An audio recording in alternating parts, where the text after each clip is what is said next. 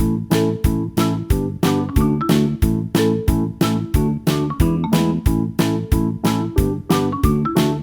everyone, how are you all? Hope you all are doing very good. Let's start a new chapter today of class 8, which is chapter number 8 about cell structure and functions. Okay, let's start the chapter today. Cell are the basic building blocks of all living things. Cell is a structure and functional unit of living organism. Cell may be compared to bricks. Bricks are assembled to make a building. Similarly, cells are assembled to make the body of every organism. All organisms are made up of cells, so cells are the building blocks of living matter. A cell is the smallest unit of living matter that can carry out all the life processes. So student, what they say कि हर एक living organism की जो basic building blocks होते हैं, they are cell. Cell हर एक living organism की structural and functional unit होती है. सेल को आप एज अ ब्रिक कंपेयर कर सकते हो, जैसे कि ब्रिक को असेंबल करके एक बिल्डिंग बनाई जाती है. सिमिलरली सेल्स को असेंबल करके किसी भी एक लिविंग ऑर्गेनिज्म की बॉडी का फॉर्मेशन होता है. ओके हर एक ऑर्गेनिज्म लिविंग ऑर्गेनिजम्स जो है सेल से बने होते हैं. सेल किसी भी लिविंग मैटर के बिल्डिंग ब्लॉक्स कहलाते हैं. सेल किसी भी लिविंग मैटर की सबसे छोटी यूनिट है जो कि उस बॉडी के अंदर चलने वाले सभी लाइफ प्रोसेसेस को कैरी आउट कर सकती है. Now all basic chemical and physiological functions of living beings, किसी भी लिविंग बीइंग के जितने भी basic chemical and physiological function है, for example repair, growth, movement, immunity, communication, digestion, they all are carried out inside the cell only. ठीक है, यानी कि जितने भी लिविंग प्रोसेसेस है वो सभी किसी भी लिविंग बॉडी के अंदर सेल के थ्रू ही कैरी आउट होते हैं. Now the topic is discovery of cell. सबसे पहले सेल की डिस्कवरी कैसे, किसने, कब करी? तो इन 1665 में एक इंग्लिश साइंटिस्ट थे नेम्ड रॉबर्ट हुग. इन्होंने क्या किया था, जो कॉर्क है दैट इज स्लाइस ऑफ बार, उसको ऑब्जर्व किया था अपने सिंपल से मैग्नीफाइंग डिवाइस के अंडर, जिसको माइक्रोस्कोप कहा जाता है. तो उन्होंने क्या नोटिस किया उस स्लाइस ऑफ कॉर्क के अंदर कि कुछ पार्टीशन बॉक्सेस या कंपार्टमेंट है कॉर्क स्लाइस में, एंड इन्हीं कंपार्टमेंट्स को उनको नेम दिया गया as a cell. So microscope क्या है? माइक्रोस्कोप एक ऐसा इंस्ट्रूमेंट है जिसके थ्रू आप बहुत ही छोटे छोटे ऑब्जेक्ट्स को इजीली क्या मैग्नीफाई कर सकते हो. ओके एंड मैग्नीफाई करके उनके अंदर के स्ट्रक्चर को देख सकते हो जिसको आप अपने नेकेड आइज के थ्रू नहीं देख सकते थे. ओके चलो, now it was discovered by Anton van Leeuwenhoek. अब एंटोन वेन ल्यूवेनहुक ने क्या किया था, इसको डिस्कवर किया था. Now next we have what, cell theory. Cell theory क्या है? सेल थ्योरी हमारे बायोलॉजी का एक बेसिक प्रिंसिपल है. सेल थ्योरी को सबसे पहले प्रपोज किया था German botanist Matthias Jakob Schleiden and German physiologist Theodor Schwann ने इन 1838 में. फाइनली इसको फॉर्मलाइज किया गया एक जर्मन रिसर्चर रुडोल्फ वर्चाउ के थ्रू इन 1858. एंड इनके मॉडर्न फॉर्म में सेल थ्योरी के 4 बेसिक पार्ट हैं. व्हाट? पहला part that is cell is the basic structure and functional unit of life. All organisms are composed of cell. ठीक है, जितने भी ऑर्गेनिज्म है वो सभी सेल के बने हैं, एंड सेल किसी भी यूनिट ऑफ लाइफ की basic structural and functional unit है. फिर उसके बाद जितने भी सेल्स हैं वो प्री एग्जिस्टिंग सेल के थ्रू डिवाइड होके ही न्यू सेल्स बनते हैं. फिर उसके बाद जितने भी basic chemical and physiological functions हैं, for example repair, growth, movement, immunity, communication, digestion, they all are carried out inside the cells only. And the fourth is what, the activities of the cell. जो cell की activities है वो किसके ऊपर depend करती है? इनके सब सेल्यूलर स्ट्रक्चर्स के ऊपर डिपेंडेंट है, जिनको हम सेल ऑर्गेनेलीज कहते हैं. Okay, now next what we have is the cell, which is the basic unit of life. So as I told you, cell सबसे smallest unit है किसी भी living being की. एक living thing, चाहे वो आपका one cell का बना हो like bacteria, या many cells का बना हो like a human, वो आपका organism कहलाता है. Cell basic building block होते हैं सभी organisms की. Several cells, ठीक है, बहुत सारे सेल्स जो एक ही टाइप के होते हैं, और उन सभी को आप एक दूसरे के साथ इंटरकनेक्ट करते हो, एंड वो एक कॉमन फंक्शन परफॉर्म करते हैं. ऐसे ग्रुप ऑफ सेल्स मिलकर क्या बनाते हैं? टिश्यूज बनाते हैं. उसके बाद सेवरल टिश्यूज, बहुत सारे टिश्यूज कंबाइन होकर एक ऑर्गन बनाते हैं लाइक स्टमक, हार्ट और ब्रेन. एंड फिर सेवरल ऑर्गन्स कंबाइन होकर एक ऑर्गन सिस्टम बनाते हैं such as digestive system, circulatory system और नर्वस सिस्टम. ठीक है, सेवरल सिस्टम, फिर सेवरल सिस्टम्स जो एक साथ ही फंक्शन करते हैं वो एक ऑर्गेनिज्म को फॉर्म करता है लाइक अ ह्यूमन बीइंग. अब there are many types of cell, बहुत टाइप्स ऑफ सेल्स होते हैं जो कि सारे ग्रुप करते हैं, ग्रुप कर दिए जाते हैं 1 और 2 broad categories, that is prokaryotic and eukaryotic. For example both that is animal and plant cells दोनों ही हमारे यूकैरियोटिक सेल्स होते हैं, जबकि अगर आप बैक्टीरियल सेल्स की बात करें तो वो आपके प्रोकैरियोटिक सेल्स होते हैं. सो कैसे फॉर्मेशन होता है? सेल से tissues, then organ system and then an organism. Now various organisms जो है डिफर करते हैं एक दूसरे से in the number of cell which make up their body. They differ in the shape of cell in their body also and they differ in the size of the cell also in their body. Now variety in number of cell. So different organisms के पास different number of cells होते हैं इनकी body में. And अब ये number of cell very करते हैं फ्रॉम ऑर्गेनिज्म टू ऑर्गेनिज्म. कुछ ऑर्गेनिज्म सिर्फ सिंगल सेल के बने हैं, कुछ लार्ज नंबर ऑफ सेल से बने हैं. ऐसे ऑर्गेनिजम्स जो सिर्फ सिंगल सेल से बने होते हैं उनको यूनिसेल्युलर और सिंगल सेल ऑर्गेनिजम्स कहा जाता है. For example amoeba, paramecium, euglena, chlamydomonas etcetera. Right. तो जितने भी बेसिक फंक्शंस होते हैं जैसे कि taking of food, digestion, respiration, movement, response to environment, excretion, reproduction, ये सभी बेसिक फंक्शंस यूनिसेल्युलर या सिंगल सेल ऑर्गेनिजम्स के अंदर किसके थ्रू होते हैं? सिंगल सेल के थ्रू ही होते हैं. Now on the other hand we have some organism which are made up of many cell. अब वो ऑर्गेनिज्म जो बहुत सारी सेल्स के बने हैं, डिफरेंट वैरायटी ऑफ सेल्स के बने हैं, उनको मल्टी सेलुलर ऑर्गेनिजम्स कहा जाता है. एक multi cellular organism million, billion, in fact trillion of cell से मिलकर बनता है जिनको आपस में ज्वाइन किया जाता है. Most of the plants and animals हमारे मल्टी सेलुलर होते हैं. Now the number of cell being less in small organism does not in any way affect the functioning of the small organism. अगर एक छोटे organism के अंदर जो number of cell है अगर वो लेस अमाउंट में प्रेजेंट है, दैट डजंट मीन कि उससे उस स्मॉल ऑर्गेनिज्म की फंक्शनिंग को कोई इफेक्ट होता है. इवन एक ऐसा ऑर्गेनिज्म जो million, billion, trillion of cell से बना है वो भी अपनी लाइफ को एज अ सिंगल सेल ही स्टार्ट करता है जिसको फर्टिलाइज एग सेल कहा जाता है.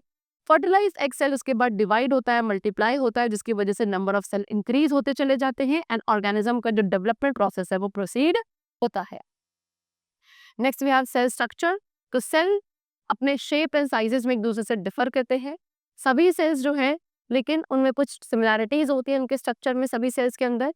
तो बेसिक सेल के अंदर क्या होता है? सबसे पहले सेल मेम्ब्रेन. सेल मेम्ब्रेन क्या है? सेल की जो सबसे आउटर मोस्ट मेम्ब्रेन होती है, that is called cell membrane.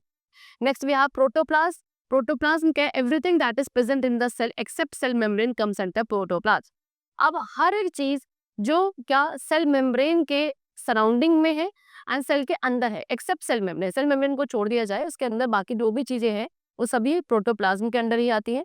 Protoplasm cell का लिविंग मटेरियल होता है या लिविंग सेल का जो एंटायर कंटेंट है including cytoplasm and nucleus, that is called cytoplasm, sorry protoplasm. Okay, so various cell organelles भी साइटोप्लाज्म में ही सस्पेंडेड होती है. Now next we have cell membrane. What is cell membrane? So हम discuss करेंगे. सो जो outer most protective covering होती है सेल की उसको सेल मेम्ब्रेन या प्लाज्मा मेम्ब्रेन कहा जाता है. It is made up of lipids and proteins. Right. Cell membrane plant and animal दोनों ही सेल में प्रेजेंट होती है. सेल मेम्ब्रेन लिविंग है, थिन है एंड डेलिकेट होती है. सेल मेम्ब्रेन एक सेमी परमेबल मेम्ब्रेन है. That means what? जितने भी फ्यू मॉलिक्यूल्स का ट्रांसमिशन होता है across the cell that is being allowed by the cell membrane only. कौन से पार्टिकल्स सेल के अंदर मूव करेंगे, सेल से बाहर जाएंगे? सिर्फ कुछ सेलेक्टेड ही पार्टिकल्स होते हैं जिनकी एंट्री एंड एग्जिट अलाउ होती है across the cell and that is also with the help of cell membrane. Therefore it is called semi permeable membrane. Plasma membrane या सेल मेम्ब्रेन आपकी पोरस होती है and substances या materials का movement allow करती है in and out of the cell. अब cell membrane के क्या क्या फंक्शन है? फर्स्ट ऑफ ऑल ये सेल को सपोर्ट प्रोवाइड करती है, एक्सचेंज ऑफ मटेरियल्स में हेल्पफुल है, सेल को शेप प्रोवाइड करी जाती है by the cell membrane only which is also known as plasma membrane. Okay, next we have cell wall. अब सेल वॉल को अगर डिस्कस करें सो इन प्लांट्स है जो प्लांट सेल्स होते हैं उनमें एक thick, strong and rigid cell wall होती है जो कि प्लाज्मा मेम्ब्रेन के आउटसाइड लोकेटेड होती है. ये डेड एंड फ्रीली परमेबल होती है यानी कि सभी सब्सटेंसेस सेल वॉल के अक्रॉस पास कर सकते हैं, जबकि प्लाज्मा मेम्ब्रेन या सेल मेम्ब्रेन के थ्रू सिर्फ सेलेक्टेड मटेरियल्स ही पास कर सकते थे. एंड वेरी इंपॉर्टेंट थिंग कि cell wall is only present in plant cell, it is absent in animal cell. Right. Cell wall cellulose की बनी है लेकिन फंगस में सेल वॉल आपका चिटिन के बना होता है. सेल वॉल के साथ साथ सेल मेम्ब्रेन भी प्लांट्स के थ्रू रिक्वायर्ड होती है for protection against variation in temperature, high wind speed, atmospheric moisture etcetera. Right. Now what are the function of cell wall? Cell wall का पहला फंक्शन क्या है कि वो सेल को मैकेनिकल सपोर्ट प्रोवाइड करता है. नेक्स्ट, जितने भी सब्सटेंसेस हैं सभी सब्सटेंसेस सेल वॉल के थ्रू इजीली पास हो सकते हैं एंड देन ये भी सेल को एक शेप मेंटेन करने में हेल्पफुल होता है. Now next we have cytoplasm. So cytoplasm is the jelly-like liquid material of the cell. Cell का जो jelly-like, fluid-like material होता है उसको साइटोप्लाज्म कहा जाता है. साइटोप्लाज्म के अंदर ऑर्गेनेलीज होते हैं एंड साइटोप्लाज्म एक जेली जैसा सब्सटेंस होता है जो सेल मेम्ब्रेन और न्यूक्लियस के बीच में होता है। बहुत सारे केमिकल रिएक्शन है जैसे कि ब्रेक डाउन ऑफ फूड या सिंथेसिस ऑफ फूड, ये सभी साइटोप्लाज्म के अंदर होते हैं। उसके अलावा बहुत सारी और भी कंपोनेंट्स या ऑर्गेनेलीज हैं सेल्स के अंदर जो साइटोप्लाज्म में ही इंक्लूडेड होती हैं। Example plastid, mitochondria, vacuole, endoplasmic reticulum, Golgi apparatus, lysosome, centrosome. Okay, चलो। Now next we have to discuss about plastids. Plastids are present only in plants. One more important thing कि plastids भी केवल और केवल plants में ही present होते हैं, ये एनिमल्स में प्रेजेंट नहीं होते हैं। बेसिकली 3 टाइप्स के प्लास्टिड्स होते हैं। नंबर 1 ल्यूकोप्लास्ट जो कि कलरलेस होते हैं। Second is chromoplast. क्रोमोप्लास्ट आपका कलरफुल होता है जो कि येलो रेड कलर्स प्रोवाइड करता है to floral fruits. Okay, now next we come to chloroplast. Okay, chloroplast green coloured होता है एंड इसको किचन ऑफ सेल भी कहा जाता है बिकॉज ये प्लांट्स को हेल्प करते हैं to make food. Okay, in order to make food, food बनाने के लिए प्लांट्स को क्लोरोफिल की रिक्वायरमेंट होती है जो कि क्लोरोप्लास्ट में प्रेजेंट होते हैं। क्लोरोप्लास्ट जो है हेल्पफुल होता है in photosynthesis process. Chloroplast double membrane organelle है जिसके अंदर स्ट्रोमा एंड कुछ स्टैग लेमेली होती है जिसको ग्रेना कहा जाता है। ग्रेना के ही अंदर ग्रीन पिगमेंट होते हैं which are known as chlorophyll जो कि फोटोसिंथेसिस प्रोसेस में हेल्पफुल होते हैं for the plants. Okay, now functions of plastids. अब प्लास्टिड्स के क्या क्या फंक्शंस हैं? नंबर 1, क्लोरोप्लास्ट जो है क्लोरोप्लास्ट फोटोसिंथेसिस में हेल्पफुल है। ल्यूकोप्लास्ट के थ्रू फूड एंड फैट वगैरह स्टोर किया जाता है प्लांट सेल में। एंड क्रोमोप्लास्ट कलर प्लास्टिड्स है जो कि फ्लावर्स एंड फ्रूट्स को कलर इम्पार्ट करते हैं, कलर प्रोवाइड करते हैं। The next organelle of the cell is mitochondria. Mitochondria को students power house of the cell कहा जाता है। ये रॉड शेप डबल मेम्ब्रेन होता है। इसकी आउटर मेम्ब्रेन पोरस होती है एंड इनर मेम्ब्रेन फोल्डेड होती है सो दैट वो क्रिस्टे का फॉर्मेशन कर सके एंड उसके अंदर कुछ small body that is oxysomes को क्या किया जा सके, स्टोर किया जा सके। अब वो फ्लूइड जो माइटोकॉन्ड्रिया के अंदर प्रेजेंट है उसको मैट्रिक्स कहा जाता है।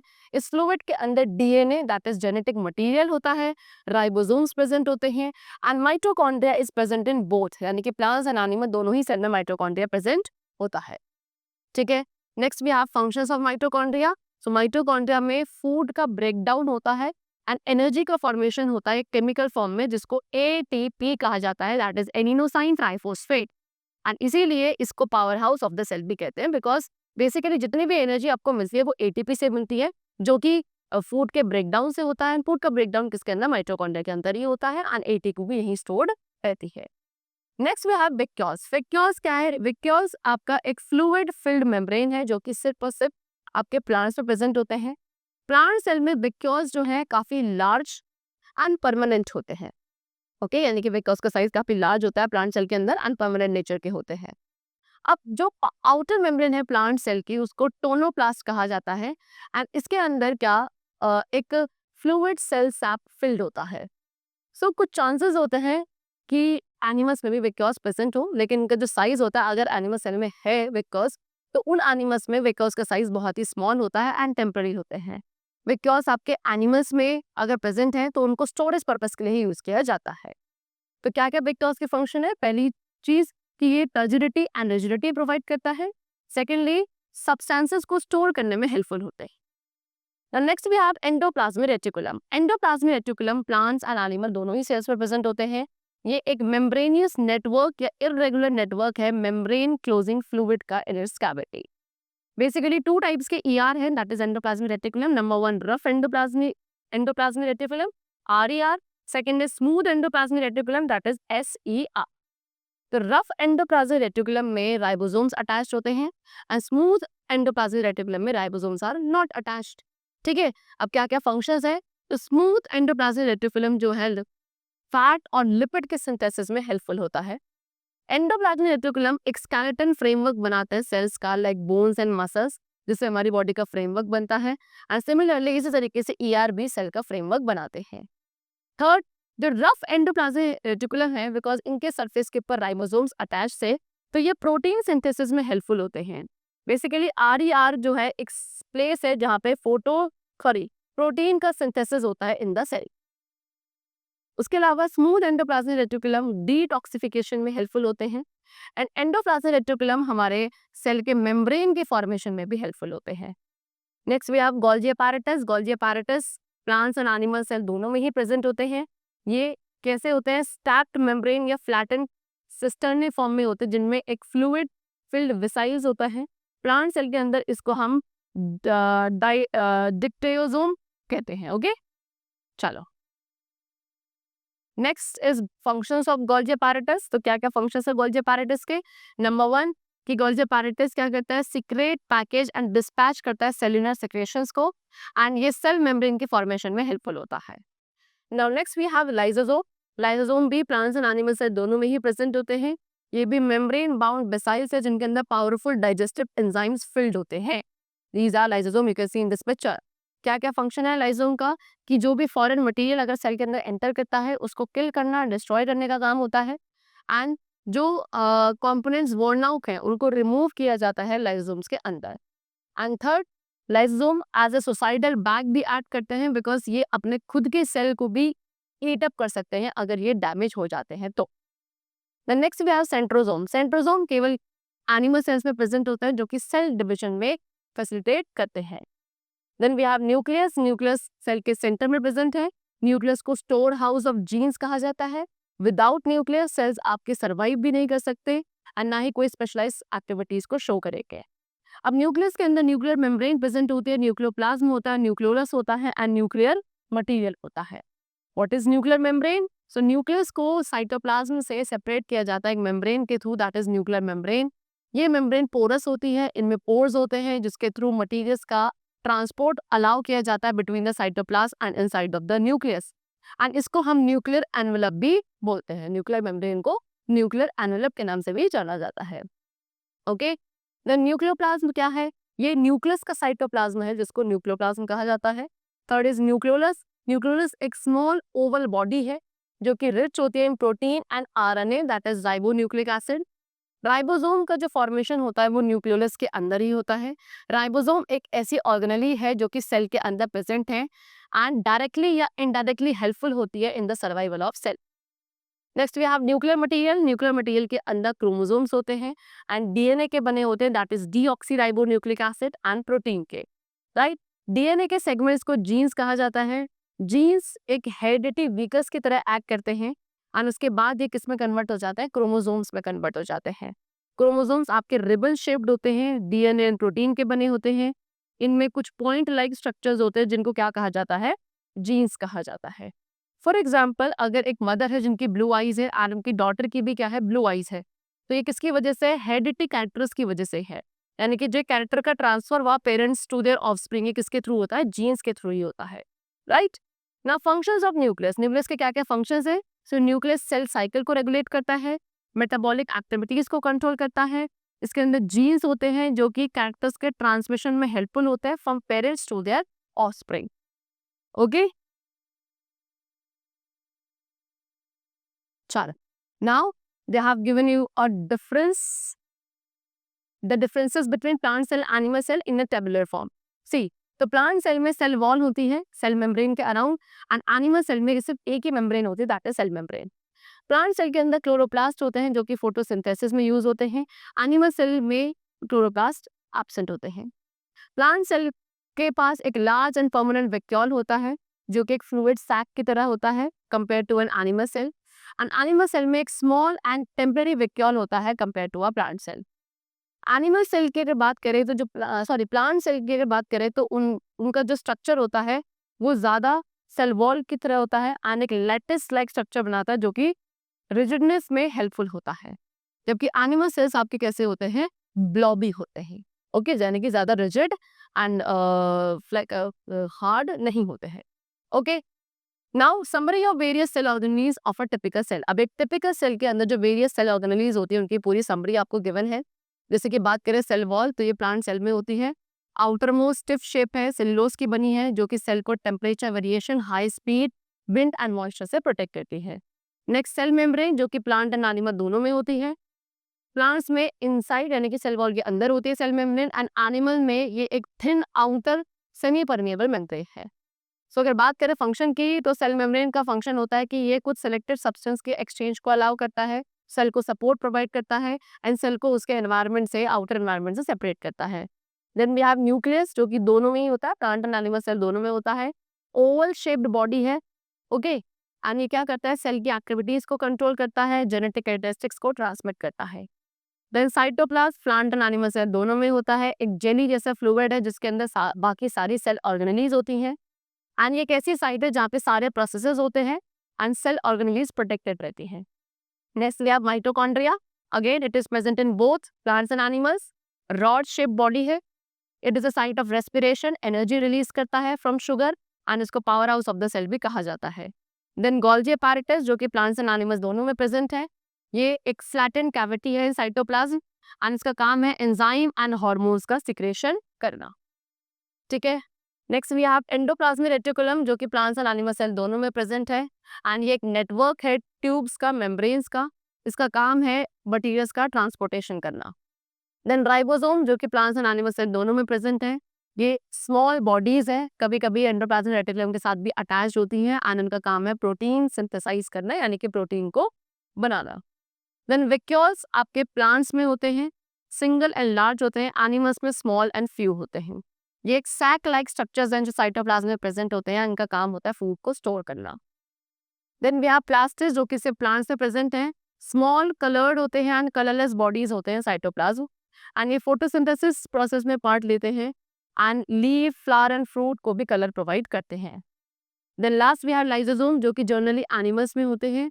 मेम्ब्रेन बाउंड सैक है साइटोप्लाज्म में जिसके अंदर डाइजेस्टिव एंजाइम्स फिल्ड रहते हैं एंड ये डैमेज सेल को डिस्ट्रॉय करते हैं एंड जो अनवांटेड सेल प्रोडक्ट्स है उनको भी डिस्ट्रॉय करते हैं। Now to study plants and animal cell with a microscope. अब प्लांट एंड एनिमल सेल को जब एक माइक्रोस्कोप के थ्रू स्टडी किया जाए तो क्या होगा? सो हम प्लांट एंड एनिमल सेल के स्ट्रक्चर को ऑब्जर्व कर सकते हैं लेबोरेटरीज में एक माइक्रोस्कोप पर यूज करके। ओके, चलो। सो बेसिकली आप onion peel cell, human cheek cell, इनके स्ट्रक्चर को स्टडी कर सकते हैं। Then you will observe onion peel cell आपका प्लांट सेल होगा, ह्यूमर चीक सेल आपका एनिमल सेल होगा एंड आपको उसमें डिफरेंट कंपोनेंट्स बहुत इजीली दिखेंगे when you will observe it with the help of a microscope. Okay, so the chapter is completed. I hope it was very clear to you. Let's meet very soon in the next class. Till then, take care and thanks to everyone.